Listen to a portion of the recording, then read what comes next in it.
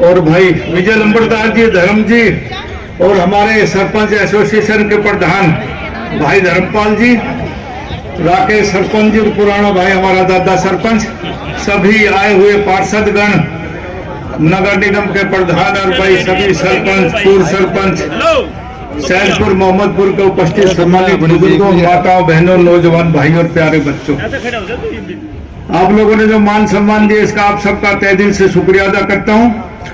और सार्वजनिक तौर पे मैं शायद 4-5 साल के बाद आपके गांव में आना हुआ है। साथियों, 2014 में आपके समर्थन, आपके सहयोग से देश और प्रदेश में भारतीय जनता पार्टी की सरकार बनी और देश में 1952 से चुनाव साल चालू हुए, लेकिन जो विकास की रफ्तार 2014 से बढ़ी वो उससे पहले उतना विकास देश का नहीं हो पाया था। और देश का सम्मान अकेले देश में नहीं, विदेशों में भी हिंदुस्तान का सम्मान बढ़ा। ये इसलिए नहीं कि मैं भारतीय जनता पार्टी का कार्यकर्ता हूं, मैं कह रहा हूं ये आम जनता का आदमी, चाहे वो भारतीय जनता पार्टी के विचारों से विचार रखता हो, चाहे उसके खिलाफ हो, लेकिन ये वो दिल से यदि बात करेंगे तो ये यूं जरूर कहेंगे कि हिंदुस्तान की इज्जत दूसरे देशों में भी मोदी जी के प्रधानमंत्री के बनने के बाद बहुत बढ़ी है। आज भारत आर्थिक प्रगति पर है, भारत का हर तबका तरक्की पर है। दुनिया में कहीं भी कोई लड़ाई हो जाए तो हिंदुस्तान की तरफ देखते हैं कि भाई यदि नरेंद्र मोदी जी चाहें तो ये समझौता हो सकता है। ये 140 करोड़ लोगों की आपकी ताकत है जो आज इतना मजबूत भारतवर्ष हो रहा है। 2014 में ही विधानसभा के चुनाव हुए और मुझे यहां से भारतीय जनता पार्टी ने टिकट दिया। और सच्चाई ये है कि मैं बादशाहपुर से चुनाव नहीं लड़ना चाहता था, लेकिन मेरी मजबूरी रही कि पार्टी ने चुनाव का टिकट दिया, अब जाऊं तो कहां जाऊं, तो मुझे यहाँ चुनाव लड़ना पड़ा। और जब मैं चुनाव लड़ने के लिए आया तो इस लाइन से इधर मेरा कोई व्यक्तिगत संबंध था नहीं, क्योंकि ये पटौदी विधानसभा क्षेत्र के गांव थे। मैं तो सोलना से विधायक बना, जाटसाना से बना, गुड़गांव से भी विधानसभा का लड़ा, लेकिन ये इलाका बिल्कुल मेरे लिए अछूता था। मैं किसी को जानता नहीं था, मुझे भी लोग नाम से जानते थे, भाई राम महावीर का बेटा है, नरवीर सिंह एमएलए मिनिस्टर रहा है, लेकिन व्यक्तिगत मेरी कोई जान पहचान नहीं थी। और चुनाव हुआ तो मैं जब 4 राउंड हुए तो मैं तकरीबन 8-10 हजार वोटों से हार के गया यहां से पाड़ा बिहार तक। मैं गिनती में नहीं जाता, लेकिन यदि कोई गिनती पर कैंडिडेट जाए तो बेहोश हो जाए कि 8,000 की 9-10 हजार की गिनती कोई पूरा कर पाता है विधानसभा के चुनाव में। लेकिन आगे लोगों ने समर्थन सहयोग दिया और मैं 18,000 वोटों से ये चुनाव जीता।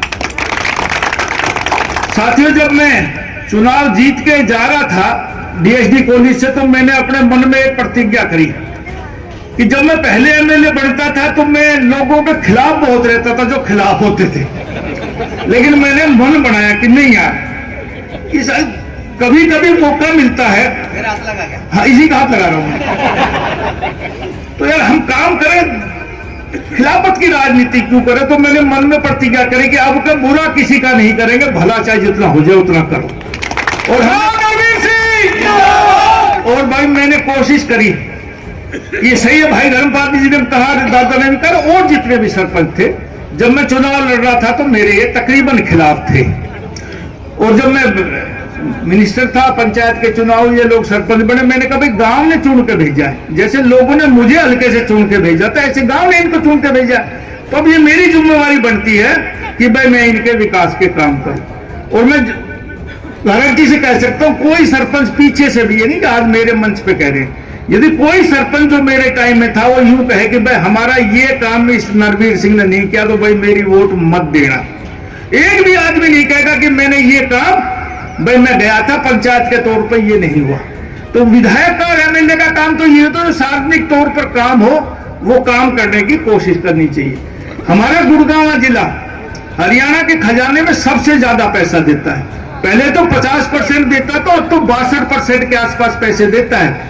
और जब भी कोई सत्ता बनती है तो हर आदमी, चाहे सत्ता में चाहे विपक्ष में, यूं कहता है सरकार हम बढ़ाते हैं और कोई काम पर लेजी लोग होते हैं, सभी कहते थे ना।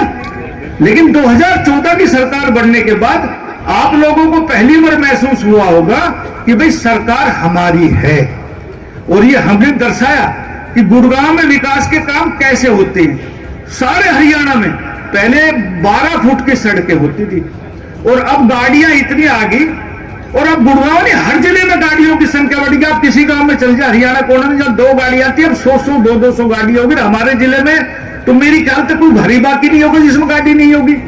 अब यदि आप 12 फुट की सड़क पर चलोगे, 2 गाड़ी आमने सामने आएगी तो 6-7 फुट तो आपको जगह छोड़नी पड़ेगी, एक गाड़ी नीचे उतरेगी। एक्सीडेंट का भी खतरा, गाड़ी टूटने का भी खतरा, यदि बीच में मोटरसाइकिल आ जाए तो बहुत ज्यादा एक्सीडेंट के चांस थे। तो मैंने पहली कलम से रेगुलेशन किया कि कोई सड़क या नई बने या पुरानी रिपेयर करनी हो तो कम से कम 18 फुट की जरूर बनेंगे, सारी सड़कें 18 फुट की। और मैंने कहा ये एक्सीडेंट होते हैं, धुंध पड़ती है, रात को दिखता नहीं, तो सब में ये 3 पट्टी जरूर लगाओ। तो वो कंपलसरी किया कि पहले तो 1-2 जिलों में लगती थी, मैंने कहा नहीं, ये सबसे पहले हमारे जिले में लगी कि सारे हरियाणा में कंपलसरी करो। जहां करोड़ों रुपए लगते सड़क में, वहां 5-4 लाख रुपए इसके भी लगाओ कि सेफ्टी जरूरी है, इसलिए सब सड़कों पे 3 पट्टी लगाई। गुड़गांव में यूनिवर्सिटी, गुड़गांव में मेडिकल कॉलेज, सारे अंडरपास, यूनिवर्सिटी, जो कुछ कर सकते थे हमने करने की कोशिश करी। और मैं याद कहता हूं मन से कि मुख्यमंत्री जी ने भी कभी मना नहीं किया। और भाई मिनिस्टर तो मैं पहले भी रहा हूं, लेकिन बिना मुख्यमंत्री के राजी किए हुए कोई मिनिस्टर काम नहीं कर सकता। तो मुख्यमंत्री का नरवीर सिंह पे भरोसा था, मैं जो काम कह देता था मेरा काम कभी नहीं रुका। मुझे याद है कि ये फरूखनगर वाले गए कि हमारे यहाँ कॉलेज नहीं है, और उस दिन हमारे रेस्ट हाउस का उद्घाटन था, मुझे अब याद है, गुड़गांव का जो PWD रेस्ट हाउस बनाया, पीछे से किसी ने कहा साहब आज मौका है और भाई इसको कॉलेज बनवा दो। तो मुख्यमंत्री जी जब उठने लगे तो मैंने कहा जी उसमें फरूखनगर एक हमारा मेरा हल्के का वो है ब्लॉक, और उसमें कॉलेज नहीं बोल रहा, सब कॉलेज नहीं। उन्हें विनय प्रताप को बुलाया, DC थे विनय प्रताप जी, तो उसे कान में कही कि फरूखनगर में कोई कॉलेज नहीं बोल रही है, तो राव साहब बन जाएगा। कहो साहब, हाँ, तो उन्होंने उसकी घोषणा करी। उसका ये ठीक है कि मेरे को उसमें 1.5 साल लगे वो जमीन ट्रांसफर कराने में, बहुत टाइम, लेकिन वहां भी आज कॉलेज बन के क्लासें लग रही है। तो विकास के जो काम हो सकते थे। और मैं भाई एक बात और कहता हूं हर जगह, ये धर्मपाल हर बाईकास्ट जाट है। जब मैं चुनाव लड़ा 2014 में तो 2 कौम मेरे बड़ी खिलाफ रही, क्योंकि जाट भी कैंडिडेट था राकेश, और भाई ये पंडित जी कैंडिडेट थे। भाई मैं तो 7 चुनाव लड़ा था, जब तक ऐसा कभी चुनाव नहीं है जो 2 कौम सख्त खिलाफ रही मेरे। भाई मैं उजाट का गांव में जाके कहूं भाई मैं अहीर के घर में पैदा हूं, जो मेरा कसूर है क्या? ये तो परमात्मा ने जन्म दे दिया। भाई MLA MP तो भाई सबका हुआ है, मैं काम ना करूं तो के जात के बिरादरी, और मैं काम सबका करूं कोई बिरादरी ना। तो भाई मैंने वो धर्मपाल बैठा और सरपंच बैठे, कोई काम में कसर छोड़ी तो मेरी वोट देना मत, लेकिन मेरी मेरी सबसे प्रार्थना है कि भाई जात बिरादरी पे वोट मत दियो, वोट दियो काम पे। और ये इतनी माताएं बुजुर्ग बैठे, मैं सबको नमन करता हूं, और भाई उम्मीद करता हूं कि भविष्य में आपका समर्थन, आपका सहयोग, आपका आशीर्वाद और आपका प्यार मिलेगा। और एक हाथ जोड़ के प्रार्थना और है, भाई वर्षों से हम एक तपस्या कर रहे थे, हमारे पूर्वज भी चले गए कि भाई राम मंदिर की स्थापना होगी, लेकिन नहीं हो पाई। आज ये हमारा सौभाग्य इस कदम में कि हम राम मंदिर बनता हुआ देख रहे हैं। तो मेरी आपसे प्रार्थना है कि 22 तारीख को इसको त्योहार दिवाली की तरह मनाओ, हर आदमी घर में दिए जलाए, मंदिर में पूजा करो, जो कुछ आप खुशी मना सकते हो, जैसे हम दिवाली पे मनाते हैं वैसे इस 22 जनवरी को ऐसा ही आप त्योहार मनाओ। आप लोग इतनी संख्या में इकट्ठा हुए, आपका बहुत बहुत धन्यवाद। जय हिंद, राम राम। और भाई मनीष भाई का भी बहुत बहुत शुक्रिया। जय हिंद, राम राम।